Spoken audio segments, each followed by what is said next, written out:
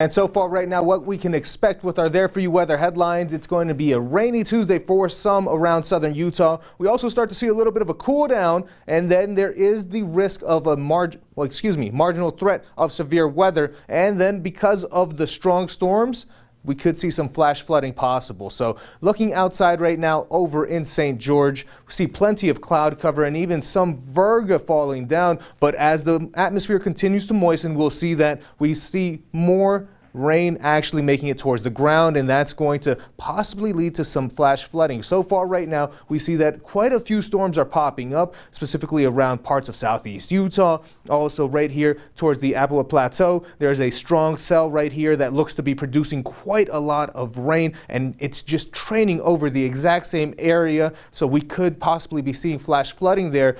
Unfortunately, it's tough to really get a good look as we do not have cameras in that part of the state as prevalent. And we still have some storms passing over top of southwest Utah. That's something that we continue to see. Also, because of the rain, we have some temperatures starting to cool down for a lot of southern and eastern Utah. But for northern Utah, western Utah, also eastern Nevada, we see still plenty of warm air because we have all of that heat dome still spilling over into our area. But we do have the threat for a marginal risk right now. So it's a level 1 out of 5 for parts of Washington County, Iron County. But what does that exactly mean for us? Well, we expect to see some small hail, an inch-size hail, and we expect to see wind gusts of up to 60 miles per hour. Luckily, we don't have the kind of spin that will put up a tornado, so we don't have to worry about that. We do expect to see that shower activity will be prevalent for today as we continue to get the Gulf moisture really moving in from the southeast, and we see that,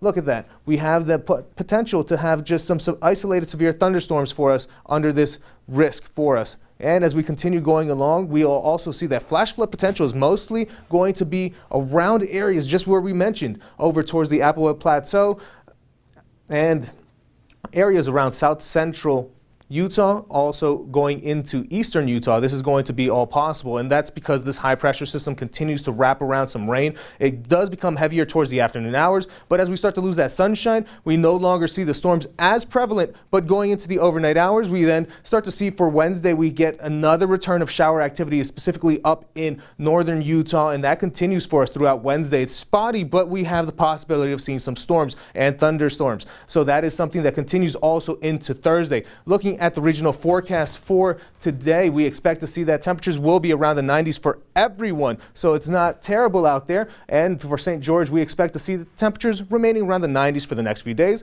Some thunderstorm activity before returning back into the triple digits for the weekend. And then for the Wasatch Front, will remain also towards the low 90s.